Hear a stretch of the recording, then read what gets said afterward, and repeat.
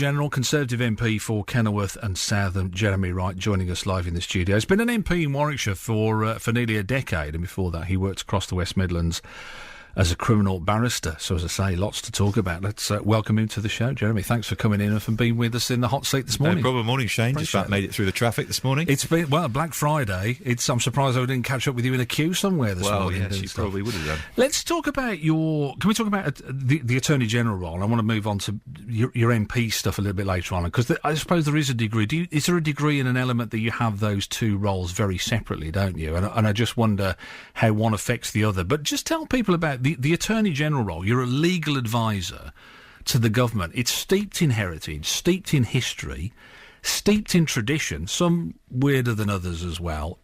Just tell us a little bit about your role as Attorney-General. What are you doing on a day-to-day basis? Yeah, well, you're right. It's an ancient office, goes back to, several hundred years ago. But there are three parts to it, I think. There's the first part, which, as you say, is being the government's senior legal advisor. So I need to give legal advice to the Prime Minister and to the Cabinet about a whole range of different things. That's the first part. The second part is, as a minister, I'm responsible for the Crown Prosecution Service and Serious Fraud Office. And then the third part is a whole selection of public interest responsibilities. So terrorism charges, I have to sign off on those and approve those prosecutions. If somebody brings a case in the criminal courts as a prosecution and a sentence is given, and after that sentence is given, either somebody involved in the case or somebody not involved in the case thinks that sentence was too lenient, the only thing they can do about it is contact the Attorney-General and ask them to consider passing it on to the Court of Appeal for another look. So I have that responsibility as well. So a whole range of different bits and pieces within this. And that's not just you as an individual, is it? I'm assuming this is you as a team, as an office, as a group of learned people that decide these things. Is that am I right in thinking that? You are right about that, and I'm sure everyone listening will be relieved to know it's not just me. There are lots of other lawyers who assist in giving the advice, but in the end, it's advice that I have to give and I have to stand behind.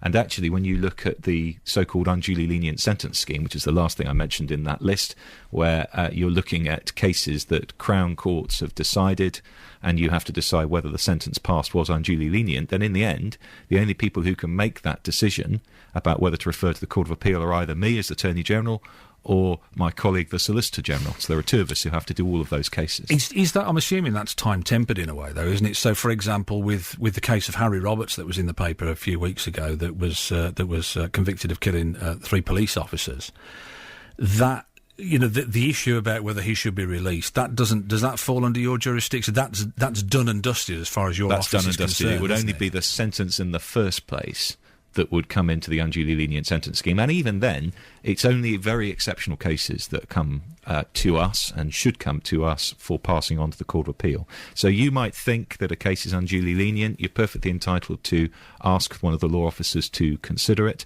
But the truth is that quite a lot of cases which come to us where people think the sentence is unduly lenient, we have to conclude in the end that it isn't, because what's important here is, first of all, to recognise that sentencing is a really difficult job. So judges have to balance all kinds of different factors, and those who haven't sat through the case, sat through the prosecution case and the defence case, find it very difficult, I think, to judge what the correct sentence would be. But also, when we come to consider it, it isn't just, would we have given him a bit more? It's, is this sentence unduly lenient? So there's quite a margin there has to be between the sentence that should have been passed and the sentence that was actually passed in order for us to be able to pass it on to the Court of Appeal and for the Court of Appeal to make a change. Is it rather like the old maths question where you have to show you're working out in the margin with these particular cases? Because a lot of what you're talking about, there's a lot of emotion in there. Not least the fact, if you're a victim of crime and you're appealing on what you believe is an unduly lenient sentence, then a lot of the weight is the weight of emotion, isn't it, Jeremy? Yeah, you're absolutely right. And I understand exactly why people are very frustrated sometimes by the sentences that they hear, and they think, well, how can that possibly be doing justice in this case? But as I say, I think the difficult thing here is that judges always have to strike a balance. They have to strike a balance between doing the right thing in relation to the offence that's been committed, but also doing the right thing in relation to the offender themselves. And there's very often some information available to judges that isn't published in the newspapers or talked about on radio shows, which judges need to take into account in deciding what the right outcome should be. So it's always easy to criticise. It's never easy to actually do the job of sentencing.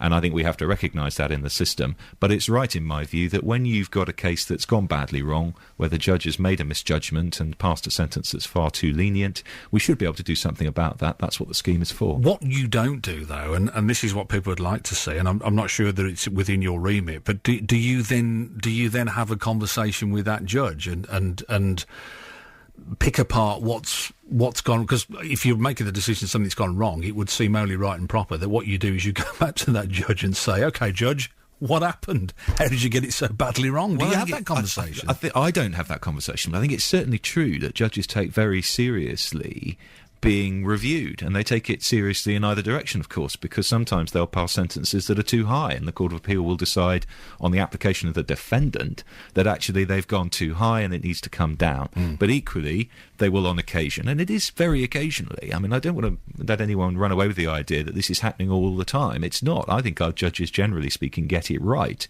But on those rare occasions when they get it wrong, those judges themselves will take that very seriously. They don't like being reviewed. They don't like the Court of Appeal telling them they've got it wrong.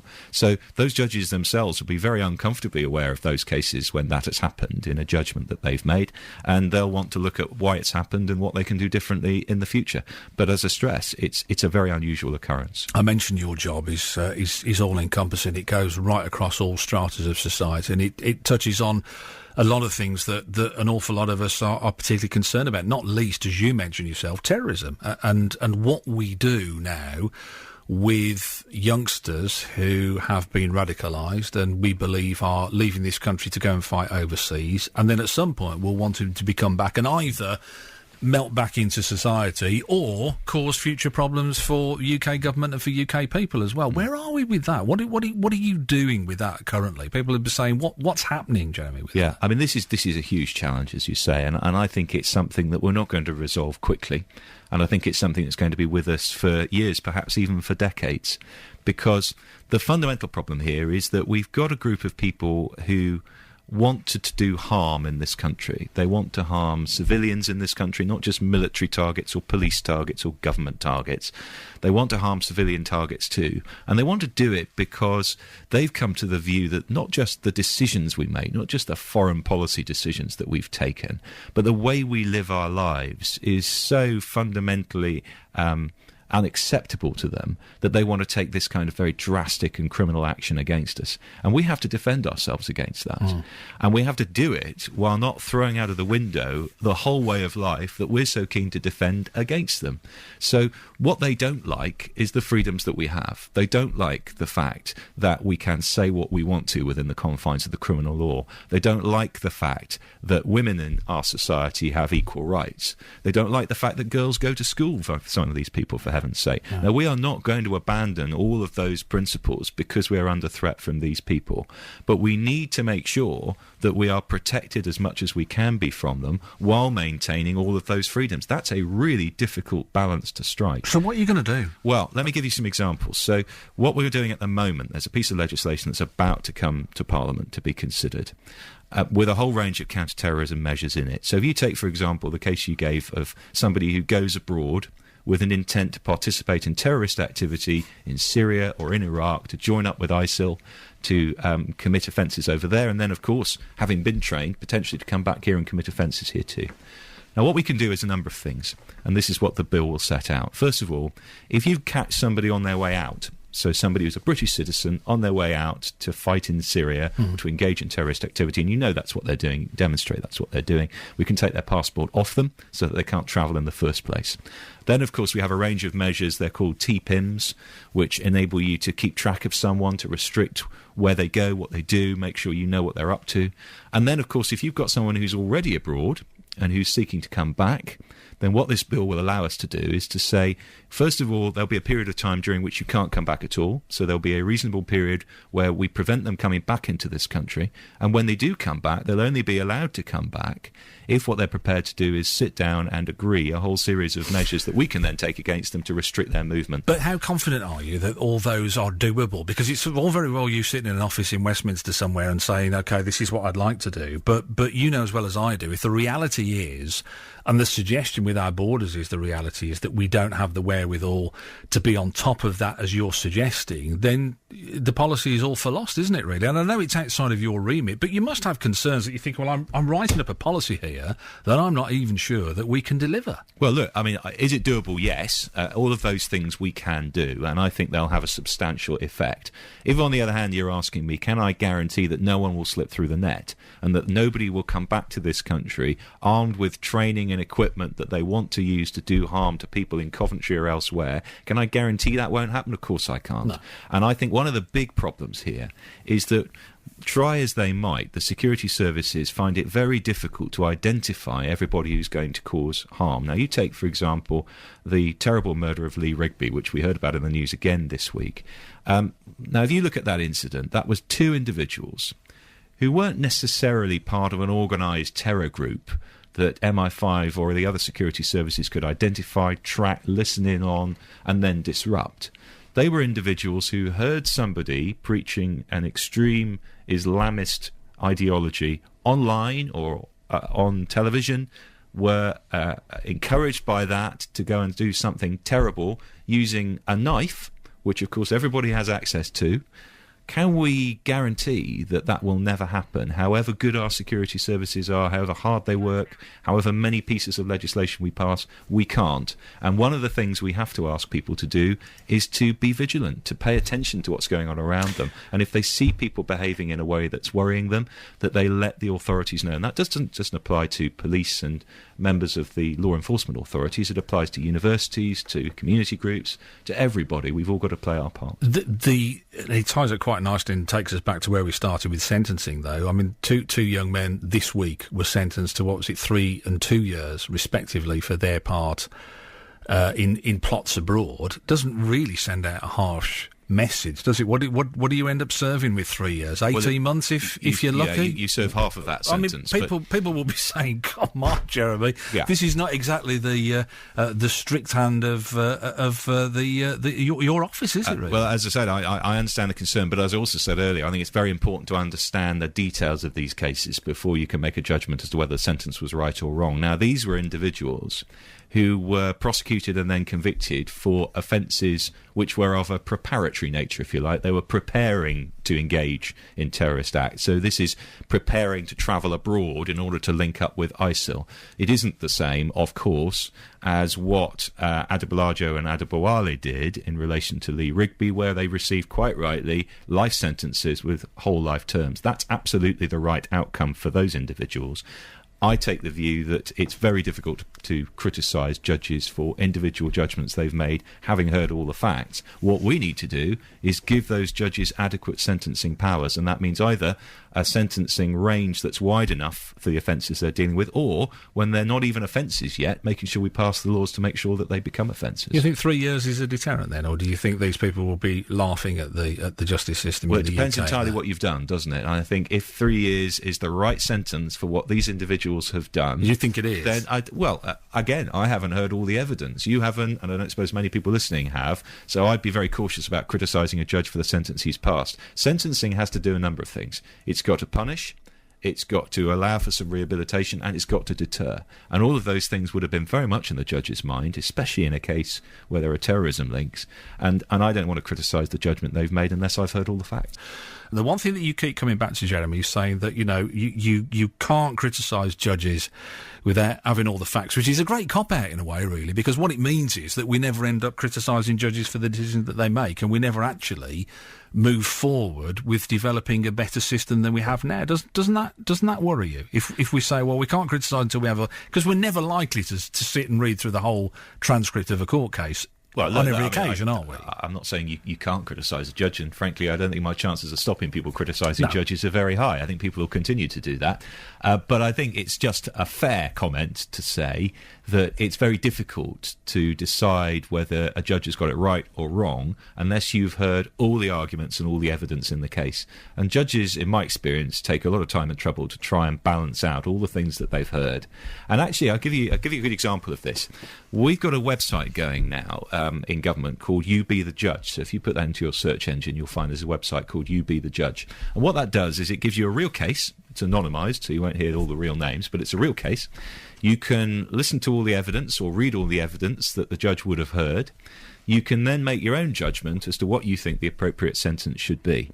Now, most people going into that process, when they're asked the question, as they are at the beginning of this whole procedure in the website, do you think sentencing is too lenient, too harsh, or about right? Most people say it's too lenient. But actually, when they've gone through this process of looking at a real case, and then they're asked to do what they say they would have done if they were the judge, they give a verdict. And in a very high percentage of cases, 70% plus, they give a verdict that's either the same or more lenient than the verdict the judge actually gave. And then, of course, they're asked the same question: do you think sentencing is too lenient, too harsh, or about the same? And you get a different outcome. So I think people should try that. I'd recommend it to anyone. I will. Go and have a look. I'm going to have a look. And see whether you think, at the end of all of that, judges are as wrong as you think they are when you start. And actually, I think it's a pretty salutary experience to put yourself in the shoes of a judge, be forced to balance out all the things that you hear, and then come to what you think is the right conclusion. Okay. Talking about technology, websites, social media is very often in the news, and again, it is another one which I'm sure has created a significant pile of paperwork on your desk. Where are we? I kind of think with Twitter, with Facebook, there is still certainly more work to be done in terms of protecting people. Where are you? Where's your office, and how do you feel about Twitter and about Facebook, social media, and all of the difficulties and pitfalls around that? Are we getting nearer to some kind of solution so that people can use this without getting into serious trouble? I think we're getting nearer to it, and I agree with you. I think there's a huge amount more to do. I was making a speech about this yesterday at a conference, and I think there's two dimensions to this that I'd pick out. First of all, what's going on online, what's going on social media that is frankly criminal. There are things going on social media, whether it's trolling, whether it's threatening people, that if they weren't going on social media, they'd be offences, they'd be prosecuted. And my view, and I'm sure everyone's view, is just because it's happening on social media shouldn't make a difference to that assessment as to whether it's criminal behaviour or whether it isn't. Inevitably, the tricky part here is making a judgment about where the dividing line falls between vociferous argument, between banter, between people getting very hot under the collar, and stepping over that line into behaviour that is threatening, that is criminal, and that needs to be acted against in the criminal law. That's a really difficult judgment, and it's a judgment in the end for prosecutors and the police to make in each and every case. Why is that a difficult judgment? I mean, in a way, it's even clearer because it is there in black and white, isn't it? Really, it is. So what's the difficulty? It is clear, but it's clear in that sense. Evidentially, you've got it to look at, but how do you interpret what's being said? So if you put a particular comment in context, it sounds very different than if you take it out of context. I don't need to tell broadcasters that or politicians that. Sure. But that's the tricky bit. It's not working out what they said. It's working out what they meant, what they intended by it, that is required in order to prosecute someone for most criminal offences. So there's that dimension. The other dimension to it that I think is challenging is what I have to do as part of my role as Attorney General is when you have a contempt of court, so when a juror has done something that they should not have done and it steps over the line into being a criminal act or a contempt of court, I have to prosecute them. The Attorney General has to do the prosecution and sign off on that prosecution. Now, if you are sitting on a jury and you decide that, well, I'd like to know a bit more about this defendant, so I'll tell you what I'll do. I'll put him into Google, see what comes out.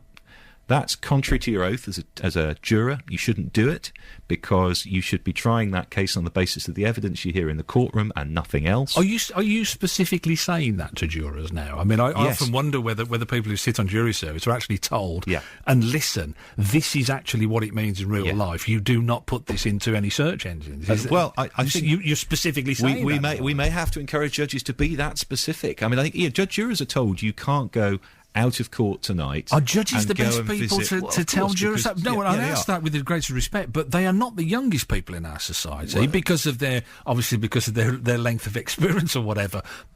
And so are probably not the most technologically advanced, are they? Well, I don't know. There'll be a lot of people listening to this programme who are a lot older than you and I, who still are pretty good on technology. But anyway, look, the point is this: the judge is in charge of the trial process. And jurors understand that, and jurors will want to know what they're allowed to do and what they're not allowed to do. Yeah. And we need to be as clear about that as we possibly can be.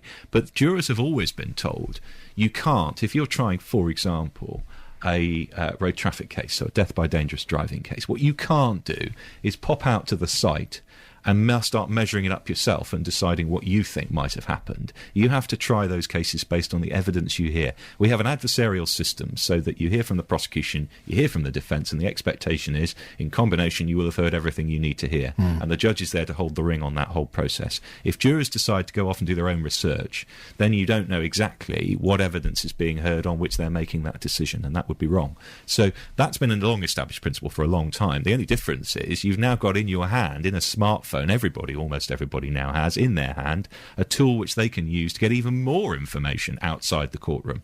So we have to expect jurors to be disciplined about that. We also have to make sure they understand what their responsibilities are. And we have to understand too that everybody, not just media outlets, not just newspapers, television stations, radio stations, but everybody on social media has to take some responsibility for what they say about cases that are before courts as well. So if you go around saying on social media, well, I think so-and-so who's up for trial next week in Coventry is clearly guilty, and this is, I think, what makes them guilty, that could be a contempt of court. But I wouldn't expect everybody on social media to necessarily think about that. So what I'm trying to do as Attorney General is to send out messages on social media, on Twitter, so that people can start to think about that. And the think before you tweet suggestion is a good one, in my view, for every walk of life, but it's particularly important when you're talking about things that may enter the courts. One of the things that just struck me when you were saying about with Twitter and people, don't probably know what they can and can't say, and you kind of think, well, isn't that, maybe that's down to the company. Terms and conditions are in the news today. I don't know if you've seen that, the story about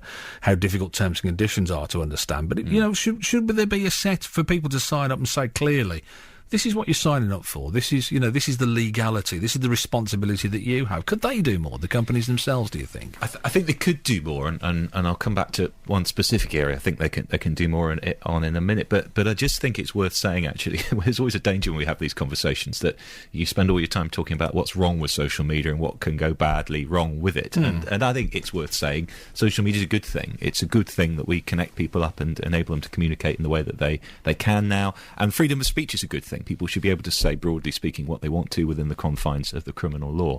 But actually, we expect everybody to be responsible about this. We expect individuals who are on Twitter and on Facebook and on other social media to be responsible about what they say. And we expect the companies to be responsible too. And just this week, obviously, we heard about the report into Lee Rigby's murder and what had been discovered there. And one of the points that was being made was the role that social media, internet companies can play in making sure that information that comes across their networks, when it is of clear interest to the security services in acting against terrorist threats, should be relayed to the security services. Now, again, as we were saying earlier on, there's a real balance to be struck here. We don't want people to feel as though they can't. We don't want people to feel as though they can't exercise freedom of speech. But equally, if somebody is talking about executing a soldier, and particularly if that individual has already had some of his accounts closed with a particular internet company because something that's been said on those accounts has triggered their automatic filters for a terrorist or terrorist sympathising type of language, then frankly I think we should expect those companies to pay a bit of attention to that, to look a little more carefully at what those individuals have been saying on social media,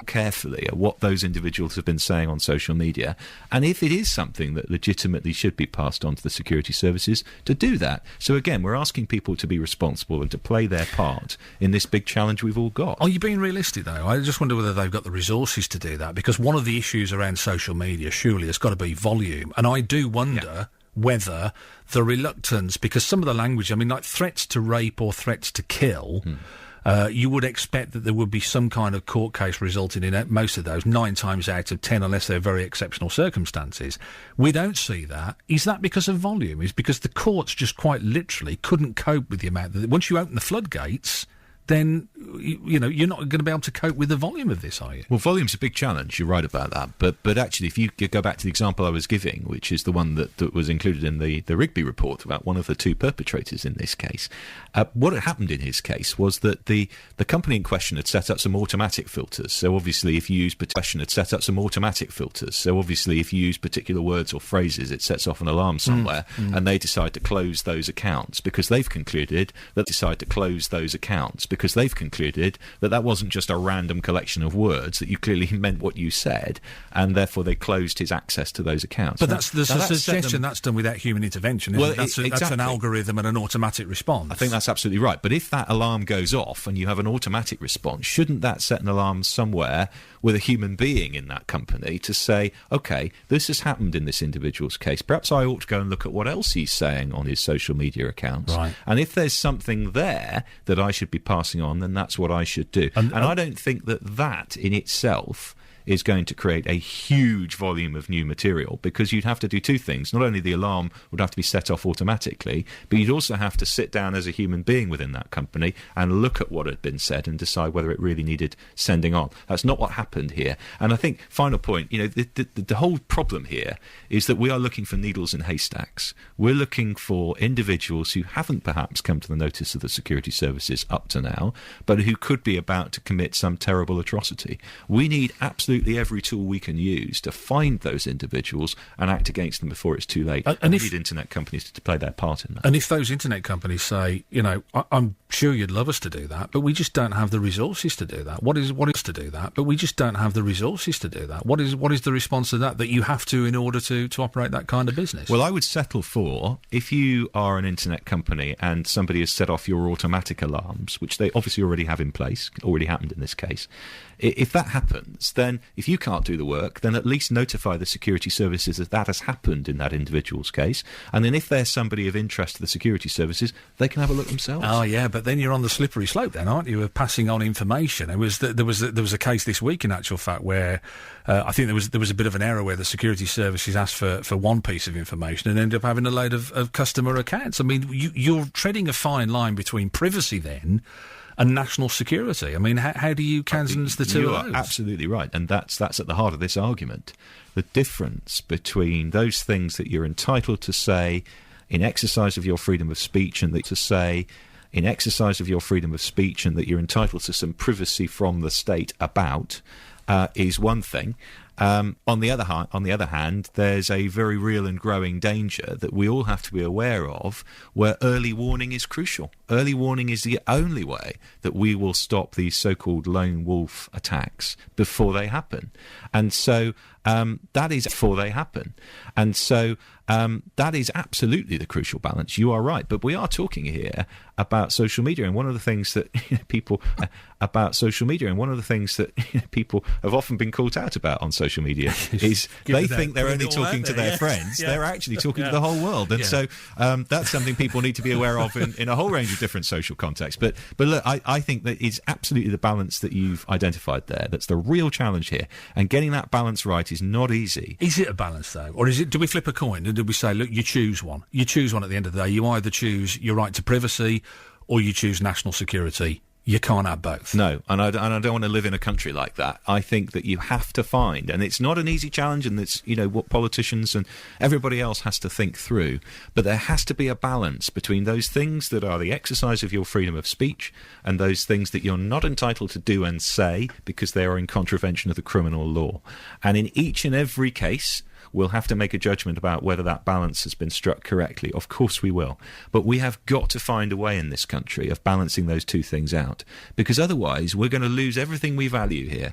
Everything we value in this country around freedom of speech, everything we value around diversity, on tolerance, all of those things that I think make this country what it is. I'm not willing to sacrifice those simply because we face a new and different kind of threat. But equally, I'm not willing to put people in this country at risk because we're naive about how we need to prevent these kinds of attacks. When it comes to freedom of speech, is that do you defend the right to call somebody a pleb, or not. I've got to ask you this because your colleague, colleague Andrew Mission is looking. I don't know. Your colleague Andrew Mission is looking. I don't know whether that photo is contextual or not. I'm not really quite sure. But everyone's carrying. It's probably how he's feeling right now. A very glum-looking Andrew Mitchell. Nobody listening to this can see it, but this is. I mean, this has been an ongoing debacle, hasn't it? If you're asking me my legal opinion, is it illegal to call someone a pleb? No, probably it isn't. Is it wise? That's something else. And I think that the lesson to learn out of all of this, and I think out of this whole sorry saga, nobody comes out looking good. The police don't come out looking good. Andrew Mitchell doesn't come out looking good. Nobody comes out looking good. But the lesson to learn here, I would have thought, is a good one for everybody, which is you are polite to everybody, you're respectful to everybody. It doesn't matter whether they wear a uniform. It doesn't matter whether they're a member of the cabinet. If you're polite and respectful to everybody, it doesn't matter whether they're a member of the cabinet. If you're polite and respectful to everybody, you won't get into this kind of trouble. What do you think his future looks like? Would you care to speculate? I wouldn't, but I think I think for him, he's going to have a very difficult time to recover from this. It's clearly been a big shock. And I think, if I'd been advising him with the benefit of hindsight, I probably would have said to him, don't go into this libel case at all. But he is where he is. He's going to have a large bill to pay, I suspect. And I think it is a tragedy for all concerned. An incident that, frankly, we've all been familiar with, where you lose your temper, you say something you regret, has been blown out of all proportion. And as I say, I think at the end of this process, nobody looks good. And I think it would have been better if this had been resolved in a much more low-key way, much earlier. But unfortunately, that's not happened. And as a result, I think everybody looks damaged. How do you feel about the relationship between politics and the common man? Because obviously that kind of leads on quite nicely, doesn't it? You're talking about respecting each other. And quite recently, there's that infamous tweet about with the houses, the flags on the houses, and the white van number and the white van outside and all the rest of it. I mean, I must admit on that one, I was away at the time, and I'm still thinking, well, there was no caustic comment attached to it. It was an observation. I do sometimes think we get carried away with all of this, but there is a suggestion the relationship between the people who vote for you and you guys is. It's not the best in the world at the moment. How do you think that is faring currently? It's not the best in the world at the moment. I think a couple of things to say. I mean, first thing, I don't believe there's ever been this golden age where politicians were held in high regard. You look at the cartoons of 19th century politicians; they're not massively complimentary. So it all goes back to social media, doesn't it? We were less connected then. We had less information. We didn't talk to each other. We were, as much. But even then, if you asked people in the 19th century what they thought of politicians, they wouldn't give you a terribly complimentary answer. So I don't believe it's ever been the case that politicians have been held in particularly high regard. But it is, I think, moving into a new and different phase over the last sort of 10 years or so. I think the expenses scandal didn't help. And I think there's this sort of chicken and egg problem, I think, around whether politicians think it's right to avoid giving straight answers, to answer questions in a short-termist kind of way, or whether they feel it's right to say to the public, look, there are some things that are difficult, and there are some things that take a long time to fix. And sometimes in doing it within an electoral timescale isn't feasible. So you're going to have to give us the benefit of the doubt, if you think we're doing the right things, that we're not producing the results within that 5-year timescale. Now, I'll give you a very good example. Now, when I was growing up and starting to be interested in politics, and you'll remember this, people used to sit down in front of John Humphreys or another interviewer for an hour-long interview. We don't see that anymore. When was the last time you saw a political interview? Except, of course, on the Shane O'Connor show. No, they don't. My biggest beef is, Jeremy, and I'm glad you brought this up, because my biggest beef is that you're a very rare exception, and it's because of your local ties that you're on this show this morning. Whether it's that you have the time to do this, but one of my biggest beefs is that if we wanted to talk to the Health Secretary or we wanted to talk to the Deputy Prime Minister, it is only when they want to talk to us that they will talk to us about local issues, or if there's a particularly difficult by-election coming up or something of that nature. So you have to take some responsibility for that. I couldn't get the Health Secretary on this show for love nor money. We were trying to get the Transport Secretary on. We're talking about HS2. Not a chance. No, I get that, and you're right. Of course, politicians could take some responsibility. I'm not suggesting for a minute this is a problem that politicians are not partially responsible for. But the reason I say it's chicken and egg is that if you take that example of hour-long television interviews, now are those television interviews no longer on our screens on a Sunday lunchtime because politicians refuse to do them? Or are they not on our screens anymore because the public get a bit bored if they're listening to a politician for an hour at a time? I don't know which of those it is, or perhaps it's a combination of both. But I'm in favour of politicians making sure that they engage properly, that they do take the trouble to explain things in a bit of detail. Now, I write a column for the local newspapers. I try and use that column as often as I can to explain the way I voted on things, so that people can understand what I've done and why. They won't always agree with it, I understand that, but I think they're owed an explanation. And I think it's quite important also that we look at the way our system works and compare it with how it works in other countries. So in other countries, if I was the Attorney General, I would not be the Member of Parliament for Kenilworth and Southam. They'd be two completely separate jobs. No one would even dream of doing both at once. Now, of course, there are time management challenges in doing both at once. But I'll tell you what I think is good about that arrangement that we have, and that is that I'm a government minister. I sit in cabinet. I listen to the highest level of government discussion, and I'm present. I listen to the highest level of government discussion, and I'm present when big decisions are made. I can't get away from the effect of those decisions, because every Friday or Saturday I'm talking to my constituents who'll come to me and they'll say, well, actually, in Kenilworth or in Southam or in Wellesbourne, this is what you lot have done, and this is the effect on me. I think it's hugely good news that politicians, even at senior levels of government, have constituency responsibilities that brings them into contact with the effect of their policies. Now, that means, of course, that people who are represented by someone who's in government have to accept that some part of their time is going to be spent on their government responsibilities. So this, again, is a balance, and you have to decide where you think that balance should be. And so, but I think it's a good thing in principle. And something like UKIP, then, that threat of somebody who is, a party that, and I haven't got the time to go into the whether they will actually deliver or not, but the threat that they will actually deliver on listening to people and delivering what they want. Does that worry you as a party? Does that worry you as a government?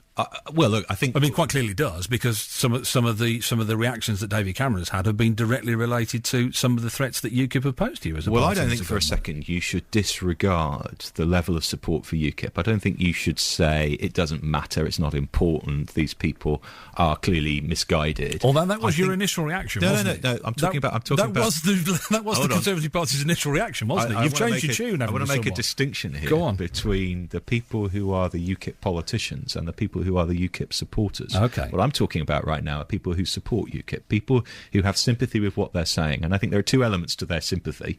One is they think actually UKIP are making some sense on some issues. They're saying things about immigration, about Europe, that they think actually are broadly right.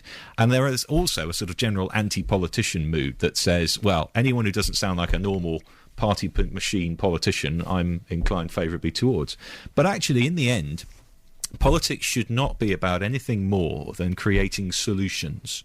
It should be about finding answers to the big problems we've got. We've talked about them, some of them, this morning already.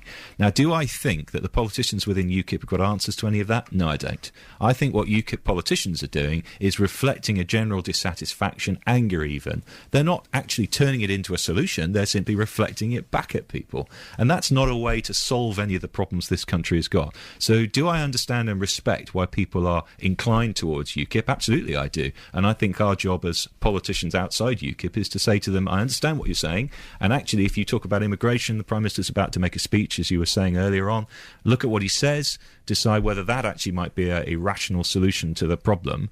If you listen to UKIP, all they'll say to you is immigration's a big problem, let's leave Europe. That'll be it. There won't be any more great detail to it than that. That isn't a way to run a country. So if you're frustrated, understand that. But in the end, your frustration can only be answered by solving the problems. UKIP are not capable of doing that, and they don't really have any ideas as to how to do it either. Jeremy Wright in conversation with us this morning. On the text, hi Shane, oil prices still continuing to fall. Can you ask Jeremy Wright what the government is going to do to make the energy companies bring down their prices? This is from Ian on the text. He's got a really good point, hasn't he? Is there a mechanism that as a government you can put in place that says, look, you cannot continue to do this to us. The prices shoot up immediately, and then we're led to believe there has to be this interim period where we decide whether the prices at the pumps go down or the price of your energy at home it's not good enough, is it, for people? How can you put a mechanism in place? Can you? No, I think there is an argument here, and I think we have to expect the energy regulators, actually, who exist to do this kind of work, to make sure that they do hold the energy companies to account. I think it's probably not as simple as simply saying, well, if the oil price goes down, then the price of domestic fuel should go down too. There are obviously other things energy companies have got to do. They've got to invest in infrastructure. They've got to make sure that for the future we are properly supplied. So it isn't quite as simple as a direct equation, but I understand the frustration, and I do think it's hard to understand how whenever the oil price or general fuel prices at source go up, the prices for us always go up, but when they come down, they never do. So what you're saying, are you saying you understand it then? I'm saying I think it's very hard to understand that, but all I'm saying is it's not quite as simple as saying, well, it is, if the price comes down, your price should come down, because the only thing that energy companies do is not simply pass on the fuel to you. What they also do is make sure that they provide for some infrastructure, which we need to have. And it needs to change, of course. But that infrastructure investment is very often, and has been paid for, by the huge amounts of money that they've made. So they've already had that. You can't have the icing on the cake twice, can you, as it were? Well, you can, in the sense you've still got to invest in infrastructure. You don't do it just once and you're done with it. Sure. Infrastructure needs to be continually renewed. And I think one of the challenges we've got, obviously, in this country is to work out what balance and mix of energies we want to have. And I've always been of the view that actually putting all your eggs in one basket is a very bad idea. I think we should have decided a long time ago as a country, and this isn't a partisan point, I suspect both governments have been guilty of kicking this decision into the long grass. We should have decided a long time ago we needed a new generation of nuclear power stations, because much as I'm in favour of renewable energy in the right places, I think it's important we also recognise that renewable energy is unlikely in the short to medium term to be able to supply all our needs. So you've then got a choice, effectively. You've got a choice between domestically produced nuclear energy, or you've got the possibility of importing fossil fuels from some, frankly, rather unstable parts of the world. I know which of those two I prefer. All right. I said I wanted to mention things closer to home. Diana joins us on the show. Diana, good morning. Yes, good morning, Shane. What did you want to ask Jeremy? Well, I've got a dilemma, because next May I've got to vote for a local MP, and I just don't think that Jeremy is a local MP anymore. He's an Attorney General first and foremost, and I don't see he's coming across as an MP for me in Radford-Semley or for our local constituents. And I just feel if he's going to carry on in this vein, then I would rather vote for a local and let Jeremy go and be an Attorney General. It's something you touched on, Jeremy. It's a good question, Diana, because it's something that you said, you would rather see those two roles separate. Do you find it difficult? Do you agree with what Diana's saying? Do you recognise? Well, morning, Diana. I understand the point. I don't know if you heard what we were saying earlier on. Oh, yes, I've listened to it all the way through. Good. Well, I mean, the thing I was trying to get across was that there is a problem here, that if you believe, as I do believe, and I hope I made that clear, that it's a good thing, actually, that ministers in the government also have constituency responsibilities, then it means that the constituents have to share their MP with the government. Now, you could decide, of course, that the best way to run the system is to have a separation entirely between members of parliament who represent constituencies and government ministers. That's what they do in the States, for example. But what you lose, I think, is the risk that ministers will get out of touch very, very fast. Well, they're already out. Well, no, I don't agree with you. And I actually quite often have constituency surgeries. I meet constituents regularly in Radford-Semley and in other places, and I talk to them about housing development. In Radford-Semley? Well, hold on. Let me put something to you. I suspect in Radford-Semley one of the issues that's hot on the list of things you talk about is housing development. Would that be right? Yep. Yes. So I talk to people quite regularly about housing development, about the local plan in Warwick District, about where you're going to put the houses that you need. These are issues of very great local concern. And you say to me, and I understand why, that I haven't heard much about local issues. Well, I'm a very dutiful interviewee. I answer the questions that are put to me, and Shane and I haven't been talking about local issues this morning, but I can guarantee you a large part of my day today will be spent on local issues. I'll be seeing constituents this afternoon. I shall be in Kenilworth. I shall be in Southam. I shall be in other places too. Now, I represent a very big area, so I'm sorry I'm not in Radford-Semley all the time, but I promise you I am there, and I'm certainly willing to listen to any issues that are brought to me. And if you have any trouble getting hold of me, please do let me know. No, I've written to you, Jeremy, and I've also... And have you had a reply? Oh, yes. Good. But only via another minister, and didn't answer the question I asked. Well, very often often... students, and the the question of them not paying council tax and all that sort of thing. Well, very often, of course, if it's a question about something that a particular part of government is doing, and whether students pay council tax, of course, is a matter for the Department of Communities and Local Government, then the best thing I can do for you is not guess at the answer, but to try and find out from the relevant minister what's actually going on. So I haven't tried to pass the buck, but I have tried to find out Diana from the makes people a really who know good point, about doesn't what's she? going on. In as much as she didn't get the answer that she felt answered her question, and you're out the loop now, so that's giving her more frustration rather than less, isn't it? I'm not out of the loop, and again, I understand the frustration about well, you are, aren't you? Because you didn't know that she had a letter off another minister, did you? No, I did, because I sent it to her. So what happens is she writes to me, I write to that minister to get the answer, and when I get the answer back, I send it on to Diana, and I'm sure she will confirm that's what's happened. She got then? No, I wasn't happy with the answer at all. No, I was saying with Jeremy, were you happy with the answer that was given by the minister? I'm not always happy with the answers that I get, and sometimes I go back and ask for more information, but I'm afraid sometimes we're in a position where the answer that we get, however unsatisfactory it may be, is the answer to the question that you asked, and sometimes we can't give people the answer they'd like to have, because there may be very good reasons why we can't do what's being suggested. Can I just well be the case in this instance. Diana, thanks for your call. I've got to move for just one final point as well, talking about local issues, and you talked about housing. HS2, of course, is through your constituency as well. And talking about people not getting the answers that they want, this is happening, this is playing out right across the country now, where housing developments, David Cameron once said that he said, this doesn't mean that we're going to plonk big housing developments down on people's doorsteps. That's exactly what you've done. You're not listening to local people with housing, with developments, with HS2. They're just branded as NIMBYs. What's the answer to all of that, do you think? Well, I certainly don't think people are NIMBYs when they express these concerns. But I think the first thing to say is we do need more houses. And we need them because there'll be lots of people listening to this programme who either can't afford their first house in this area, or who've got children or grandchildren who can't afford their first house. And that's largely because we just don't have enough supply. We don't have enough houses. And so we need to provide more houses somewhere. Now, I think the best way to do that is to make sure that the decision's being taken as locally as possible. I think local councils should be making their own assessment of what's needed locally and then providing for that. But all the plans, if you look at all the plans, Jeremy, and this is right across the UK, you look at all the plans, they all involve ripping up the fields. Well, and we're sitting here looking at this city this morning that is moribund, to say the least, because it can't get people into the city. And we're thinking, because developers are basically getting their own way, they're not actually developing the bits that are difficult to develop where we need to redevelop. Why are we not doing that? Why is it about the fields? I certainly agree with you. We should be seeing much more brownfield land development, and I want to see development in the cities too. I think it helps reinvigorate cities when you have people living in them. Yeah, that's not a just great way to in from breathe outside life in, to work there. Yeah. Absolutely agree with that. And I think the City Council here will take that responsibility very seriously, and they'll want to do that. And in Warwick District, where Radford Semley is, or in Stratford District, where another part of my constituency is, what we need to see is local politicians making a judgment about where the houses need to go. I simply make the point, the houses have got to go somewhere,